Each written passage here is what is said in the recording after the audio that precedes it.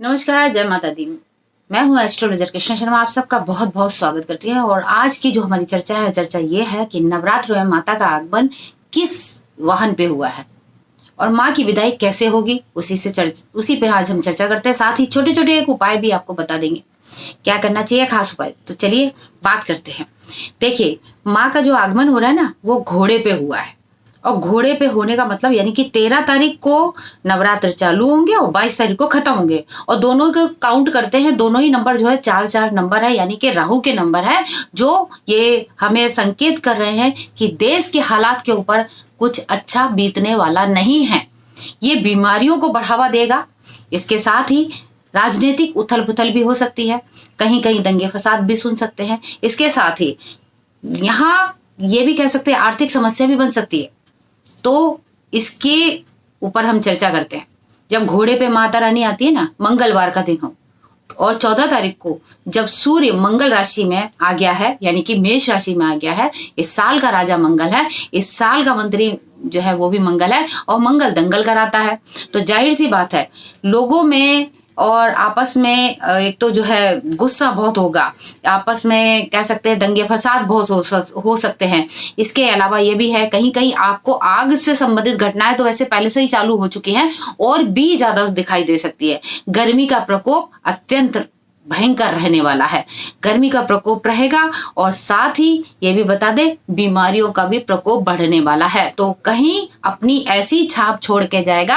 माता रानी की जो विदाई हो रही है वो नाव पे हो रही है, मानव के कंधे पे हो रही है। तो इसका मतलब मानव जाति के ऊपर कहीं ना कहीं कोई ना कोई संकट आने वाला है और प्रॉब्लम और ज्यादा बढ़ सकती है। इसके लिए हम यही कहेंगे, सकारात्मक सोच रखते हुए माता रानी को प्रसन्न करने के लिए, अपने परिवार को सुरक्षित रखने के लिए, अपने जनजीवन को अच्छा रखने के लिए, आर्थिक स्थिति को मजबूत रखने के लिए हम सभी यदि इन 9 दिनों में माँ भगवती की पूजा आराधना कर ले, मांग लो जो भी मांगना है, मौज में है महारानी, ये कहावत तो आपने सुनी होगी। तो माँ भगवती को प्रसन्न करने के लिए ये 9 दिन हमारे पास बहुत काफी है।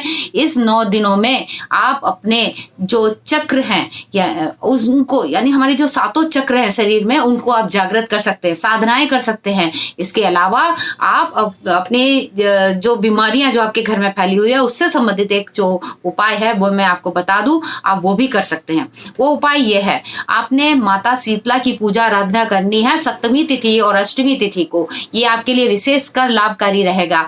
अब बात करते हैं माँ शीतला के मंत्रों का जाप करते हुए लौंग के ऊपर आपने मंत्र का जाप करना है और मौली से लपेट देना है। 108 बार आपने जाप करने के बाद ओम मम शीतला देवो नमः, ओम मम शीतलो देव नमः। अब माँ शीतला का नाम लेके इस मंत्र को बोलते हुए 108 बार आपने जो लौंग की माला बनाई है मौली की, वो बना दीजिए।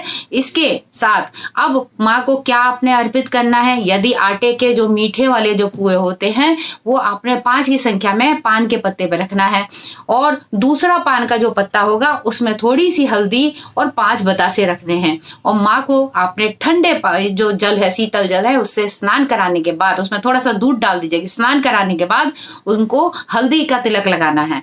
हल्दी का तिलक लगाने के साथ साथ आपको एक चीज का और मैं बता दूं, माँ शीतला को आप यदि कोई फूल चढ़ाते हैं तो सफेद रंग के फूल चढ़ाना अत्यंत लाभकारी और अच्छा रहेगा।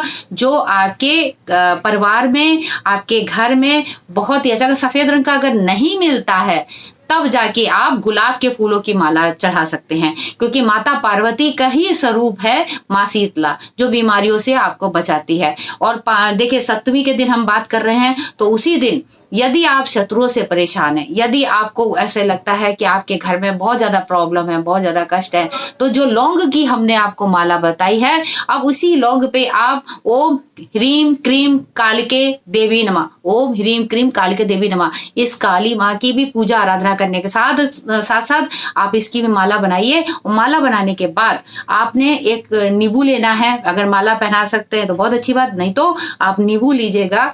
108 बार आपने उस मंत्र को बोलना है और नींबू में वो आपने जो लौंग है लगाते जाना है। ये चीजें आप जरूर करके आइए और अपने सारे परिवार के लोगों से पैसे लेके एक नारियल खरीद कर उस पे हाथ लगाकर माँ शीतला को अर्पित कीजिए और माँ काली को अर्पित करके आइए। ये इस नवरात्र का सबसे खास उपाय है जो आपके लिए बेहद उत्तम, बेहद लाभकारी रहेगा।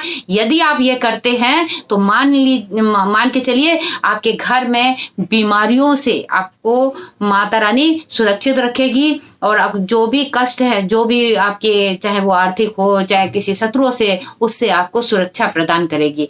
इसी उपाय के साथ और आपसे यही विदा लेते हैं और यही कहेंगे, नवरात्रि आपके लिए शुभ रहे, लाभकारी रहे, मंगलकारी रहे। मुझे दीजिए इजाजत। जय महादेव।